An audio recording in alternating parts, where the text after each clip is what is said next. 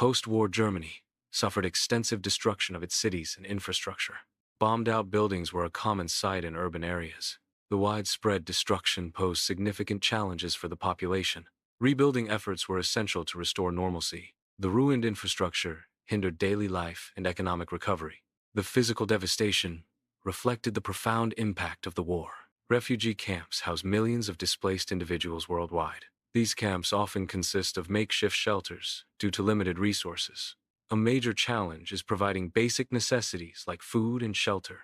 The scale of these camps highlights the widespread issue of homelessness. Bartering becomes a dominant method of exchange in the absence of a stable currency. The black market emerges as an alternative distribution channel for scarce resources. These informal economic activities reflect a breakdown of official economic systems. Essential goods become difficult to obtain through conventional channels. The struggle to acquire necessities drives the reliance on unofficial markets. This situation highlights the challenges of economic instability and resource scarcity. Factories are being dismantled, signifying a loss of industrial infrastructure. The dismantling process involves the systematic removal of machinery and equipment.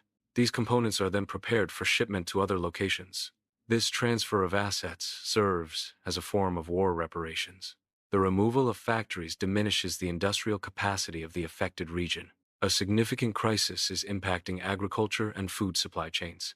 This crisis leads to widespread malnutrition among the population. Rationing becomes a necessary measure to manage the limited food resources. Daily life is significantly affected by the scarcity of food. The agricultural sector struggles to meet the basic nutritional needs of the population. The crisis highlights the vulnerability of the food system to external pressures. Rationing is a system implemented to manage the distribution of scarce resources. It becomes necessary when demand exceeds the available supply of essential goods. Distribution centers are established to allocate limited supplies to the population. Long lines at these centers reflect the widespread scarcity of food and other necessities.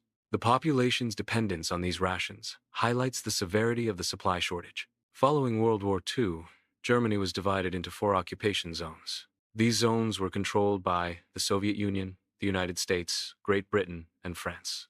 Each occupying power administered its designated zone independently. This division shaped Germany's political and economic landscape in the post-war era. Soviet authorities oversaw the dismantling of factories in the Eastern Zone. Equipment from these factories was systematically removed. The dismantled equipment was then shipped to the Soviet Union. This action served as a form of war reparations imposed on the Eastern Zone. The process involved a significant extraction of resources. This extraction aimed to rebuild and strengthen the Soviet economy. U.S. Directive JCS 1067 initially restricted industrial recovery in post-war territories. The initial aim was to prevent the resurgence of aggressive military capabilities. JCS 1779 marked a policy shift, supporting rebuilding efforts. This change aimed to promote European stability and economic recovery. Occupation governments exerted significant control over post-war economies. This control extended to the regulation of production levels across various industries. Wage levels for workers were also subject to the oversight and control of occupying authorities. The distribution of goods and resources was managed and directed by these governments. These measures collectively demonstrate the comprehensive external influence on the economy. Such control aimed to stabilize and restructure the economy under occupation. The black market emerges as a response to the failure of official currency. It functions as an alternative economic system, where tangible goods are the primary medium of exchange. This system replaces the traditional monetary system, which has become devalued or ineffective. The prevalence of black markets underscores the instability and lack of confidence in the official economy. Empty store shelves symbolize a breakdown in the supply chain. Soaring inflation indicates a rapid increase in the general price level. These conditions reflect a loss of purchasing power for the currency. Hyperinflation erodes the value of savings and investments. Economic instability leads to uncertainty and hardship for the population. The Reichsmark's devaluation exemplifies the consequences of unchecked inflation. Ordoliberalism provided the intellectual basis for the social market economy. Economists like Walter Eucken were key figures in developing ordoliberal thought. Their work emphasized a structured approach to economic and social reform. This framework aimed to balance free markets with social considerations. Ludwig Erhard led the Special Office for Money and Credit. The office was instrumental in planning currency reform. The reform aimed to stabilize the monetary system. This involved creating a new, stable currency. The reform sought to combat inflation.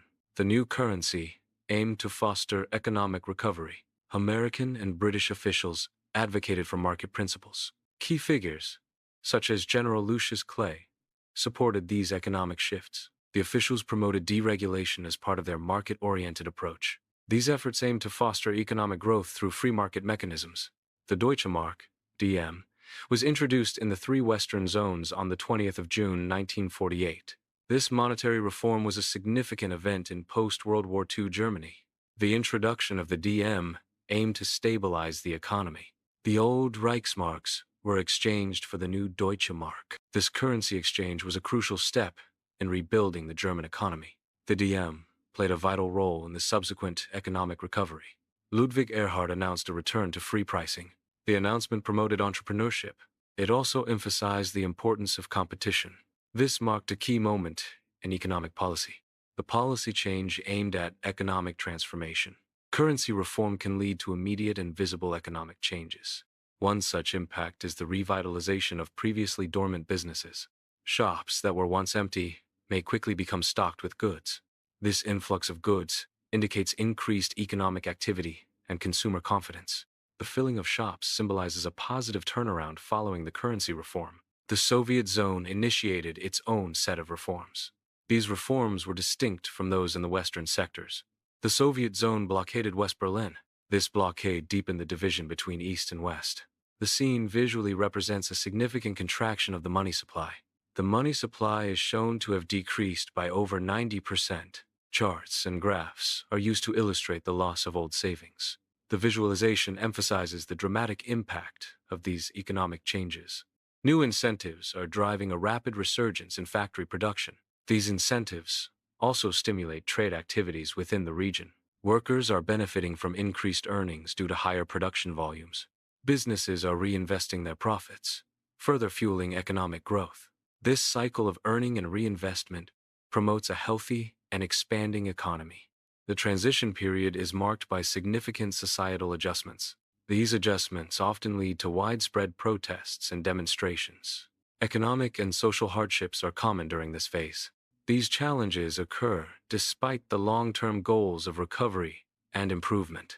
Acknowledging these difficulties is crucial for understanding the transition's impact. A growth chart visualizes West Germany's GDP performance in the 1,950 seconds. The chart indicates a robust annual GDP growth rate of approximately 7%. This signifies a period of rapid economic expansion for West Germany. The growth chart provides a clear visual representation of this economic trend. Such growth rates were indicative of West Germany's post-war economic recovery. Rising living standards are reflected in various economic and social indicators. Decreasing unemployment rates often correlate with improved living standards. Lower unemployment means more people have disposable income. Increased availability of consumer goods is another sign of improved living standards. Greater access to goods indicates increased purchasing power and economic activity. These factors collectively contribute to a higher quality of life for individuals and communities. West Germany rose to become one of the world's leading exporters. This success was built on the strength of several key industries. Automobiles were a major export, known for their quality and engineering. Machinery, including industrial equipment, also contributed significantly. Chemicals and precision tools further diversified West Germany's export portfolio. East Germany operated under Soviet control, following a socialist economic model. This model resulted in slower economic growth compared to West Germany. Consequently, East Germany experienced persistent shortages of goods. The standard of living and overall prosperity were limited in East Germany.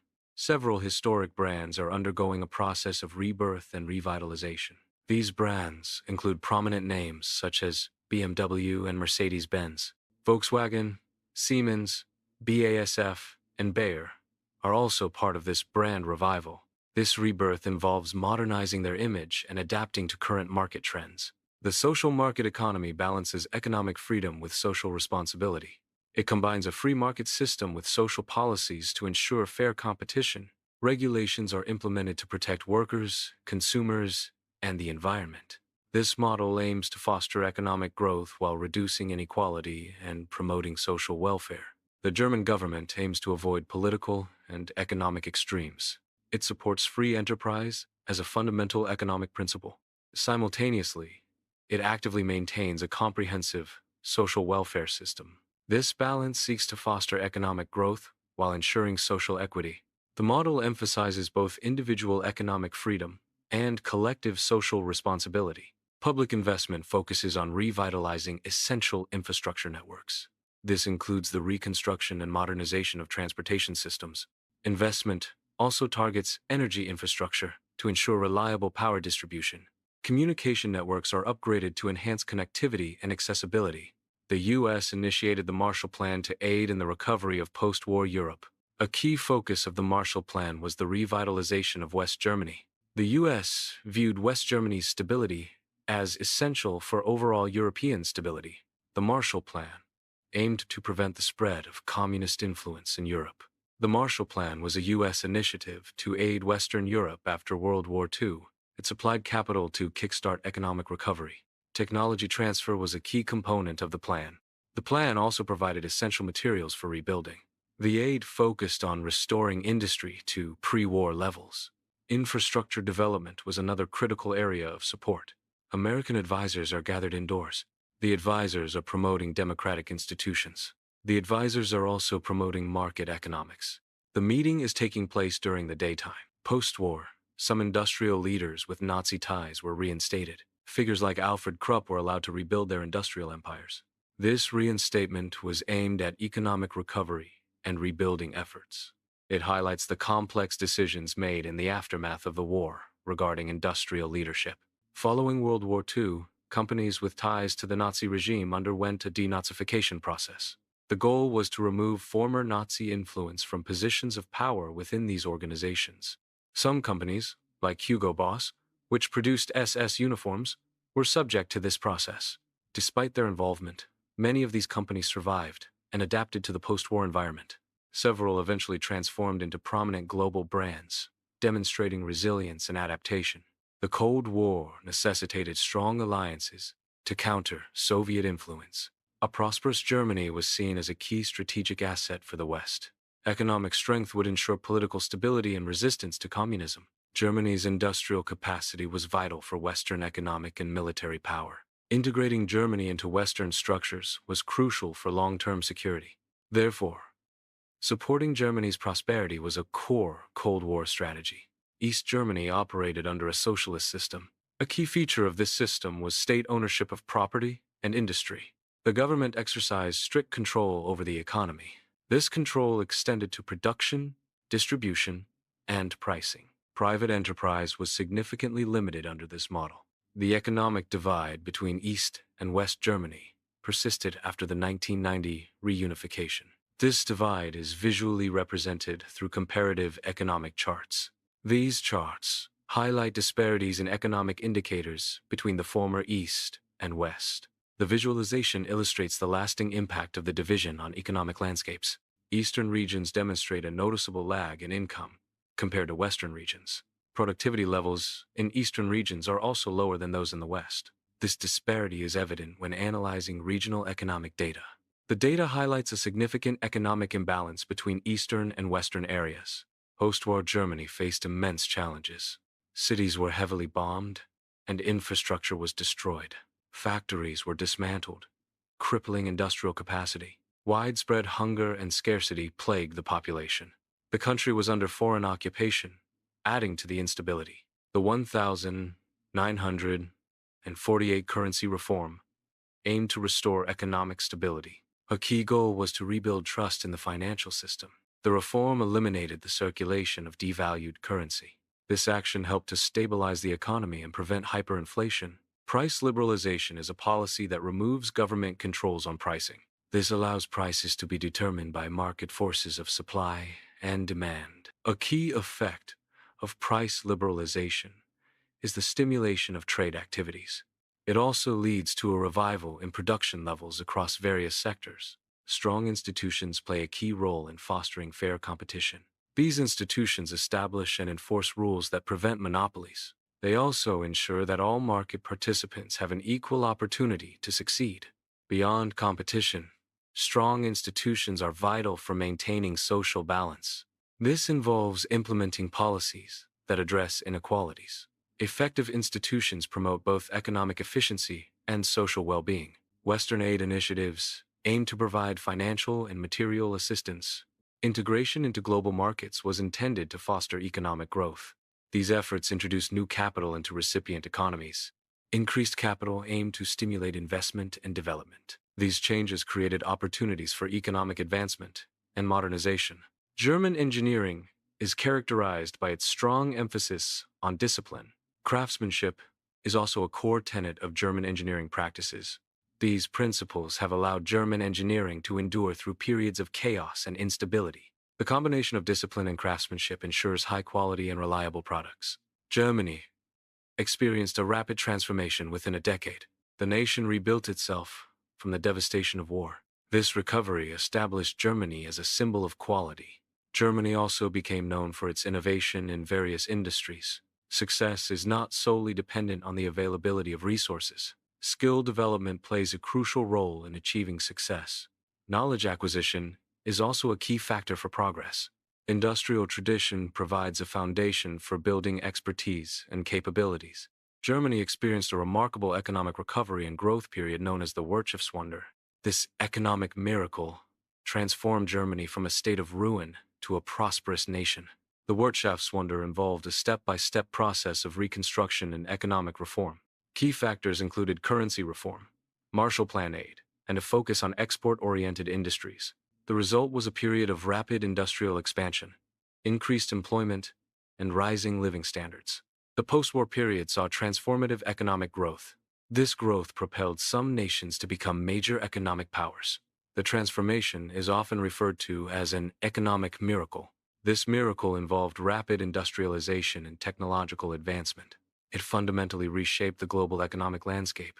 The period established new engines of the modern world economy. Modern Germany is a symbol of economic strength. It also represents innovation. The country has undergone significant transformation. This transformation highlights Germany's current status. Please write in the comments, what surprised you the most in this video? Give a like and subscribe to the channel.